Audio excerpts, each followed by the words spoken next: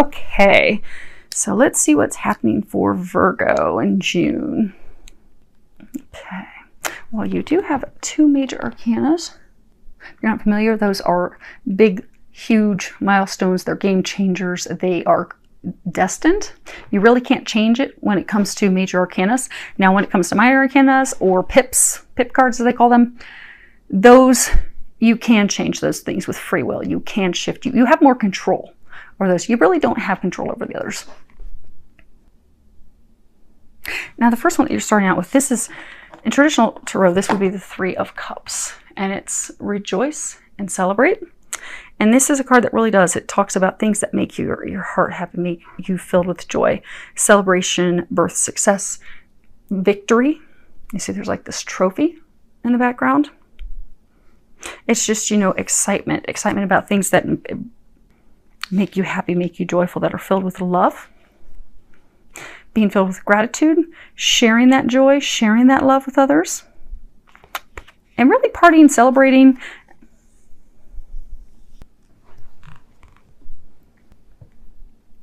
So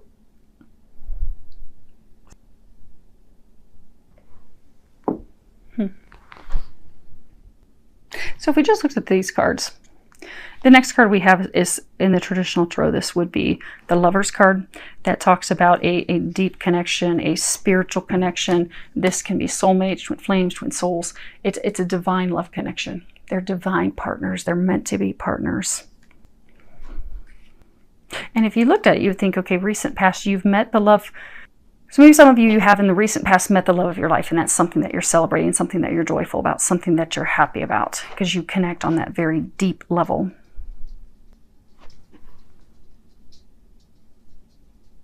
I get for some of you, though, that you're not celebrating. Because there was like a third party. Although you'd want to be celebrating because this is this divine love, things happened. Karmic things happened. So interesting. Okay, let's keep looking at the cards because I'll explain as we continue to go on, because it's kind of contradictory. If you just looked at this at face value, then you have what would be justice. This is the balance card. When you look at this, then you have this goddess of awakening. At first view, this appears just beautiful. I mean, and for those of you, I do hope that there are those of you out there that are truly having something that's this beautiful, Virgos, because you have celebration. This could be celebrating engagement, marriage, celebrating this love. This is supposed to be the recent past. So this is this love of a lifetime. You're celebrating, you're having joy. You've got balance. Balance is all about, and in traditional tarot, this is justice. This would be all about scales. This, in this card in this deck, it really does talk about the fact that you need to have some balance in your life. And this is a card that is unknown. So this is a thing that you're unaware of. And it really talks about how you need to get some balance in your life. Your life is out of balance. You have to bring it back into balance. So for some, it could be making adjustments in love. For some, it could be making adjustments in work, business, relationships with others, not necessarily love relationships, but relationships with others, because of not being in balance. And when the Justice card comes around, that is what will force changes. And typically it's tied to karma. It's karmic cycles. So these changes will come about because of a karmic cycle. So we have to, bring things back into balance, or things that we've done in the past may have us out of balance now and we'll come back into balance. It's also a card that reminds us about our choices. So, the things that we choose today, the things that we decide today, we will reap those things. There's that golden rule: do unto others as you would have done unto you. Some of you are unaware of that this that's going on is because of karma. Karma that has to be fulfilled. And karma's not always bad. Some people think that karma is just so bad. It's not. Sometimes, a lot of times, people have like really good karma because they've been giving, they've been putting love out in the universe, they've been caring for people, doing the right thing, and their karma, their rewards, their things that come back to them are positive, which is in alignment with the card as far as, the recommendations that you have down here. This is the Goddess of Awakening. And at the bottom, which I will read that to you while you look at the image, hopefully with no glare. This is a wondrous time of exploration, romance, and creativity. See how she's just laying there and everything is bared? And she's got this star shining above her head. So really, it's romantic exploration, intimate exploration, sexual exploration, bearing yourself to your other half, enjoying that time together, awakening discovery, a blissful, happy time. Actually, I'm going to read the book real quick. I'm going to read this for you. Okay. Regardless of whether you are male or female, yeah, you can see it. Your feminine creative spirit is being nourished and awakened by the star of Venus. The goddess of love is activating your sensuous nature. Romance is in the air, so surround yourself with flowers and crystals, wear your favorite perfume or essential oil, and allow your inner charms to surface. This is a wondrous time of exploration, romance, fun, and creativity. A new romance is about to blossom, or an existing relationship is about to enter a period of renewed magic, excitement, and enchantment. Either way, this period of renewed romance will eventually lead you to explore a new creative venture with your partner. Enjoy. Okay. Either way, this is beautiful, Virgo. If you just look at it and take it for face value, it's beautiful. It talks about, in the recent past, this love of a lifetime. You're celebrating things with them. It's because karma, everything is being righted, balanced. You have 11. That's a power number. And you're going to have some beautiful, intimate sexual moments with that lover. But what I'm being told is that this celebration was derailed. Some of you have met a love of a lifetime, but there was a third party that came in, or some behavior. Like some, it could have been drinking. You have these cups, so some of them, they could have just been, because they keep pointing out those cups and that cup, so they could have been drinking, party, doing things. So at this moment, you're not having these celebrations, but you're about to, because what you're not aware of is karma is about to be rightened. So for some of you, if it was a third party, that third party is about to be gone. If it was just simply behaviors that made this fall apart, so say they were drinking or partying or doing those things, that's about to be balanced back out. Because again, what you're not aware of is the things that have been out of balance with this relationship are about to come back into balance. So, for some of you, this love interest of yours, the partner of yours, was not focused on you, wasn't focused on the love, they were focused on other things, but it's about to come back into balance. So they're going to stop partying and drinking with their friends, or they're going to stop choosing someone else.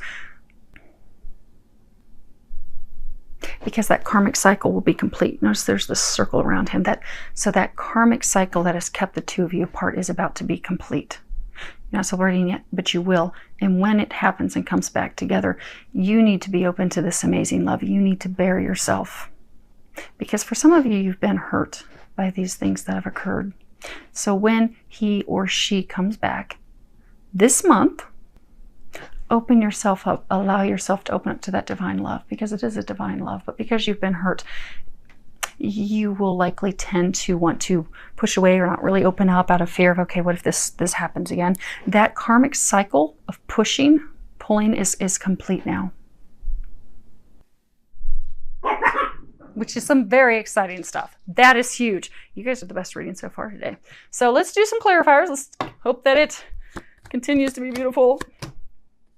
Okay, so we have the La Letra, La Gariza, Constanza. So this is talking about written communications, the letter. But, you know, no one really sends letters now, typically emails, but communications, written communications that came in. But they weren't tactful.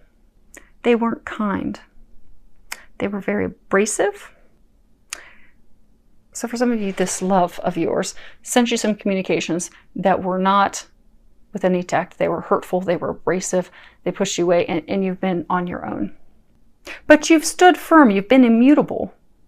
You've stood firm in this love, knowing that this is a divine love, and you've stood firm in that. And that in and of itself is something to celebrate. Now, for harmony. Okay. So it was something that took this divine love and just derailed it.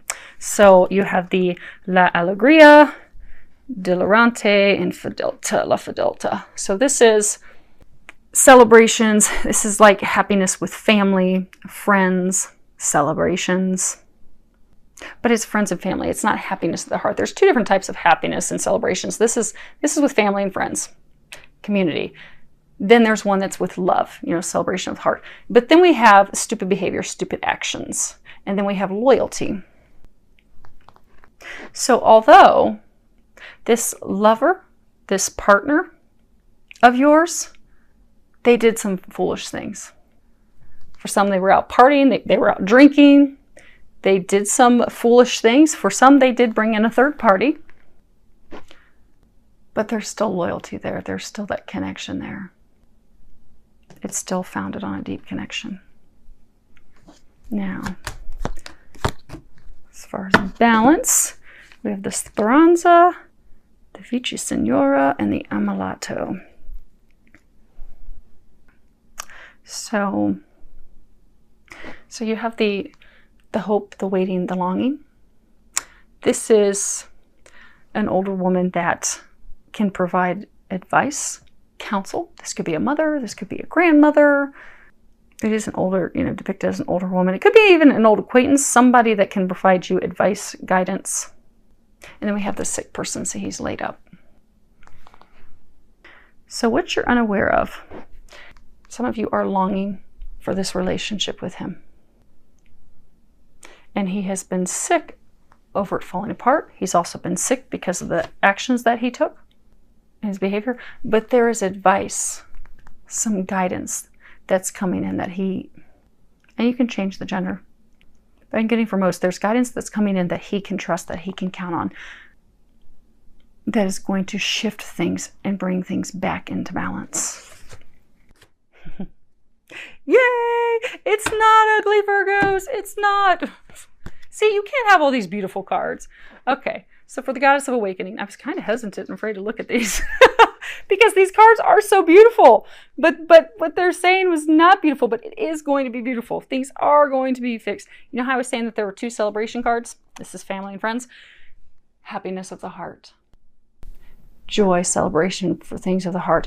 And then this is, relationship with a friend, someone that can be trusted, a firm foundation. And then we have the letterato. So this is a relationship that can be trusted. There is loyalty on both ends. He's in the process of contemplating how to communicate. So for some of you, because this is the recommendation, this is clarifier on the recommendation, he's going to come back and communicate with you. And when he does, be open to it, because it is going to lead to happiness for your heart and his heart. It's going to bring you what you both desire, and it is going to bring you the celebrations. But you have to be open to it.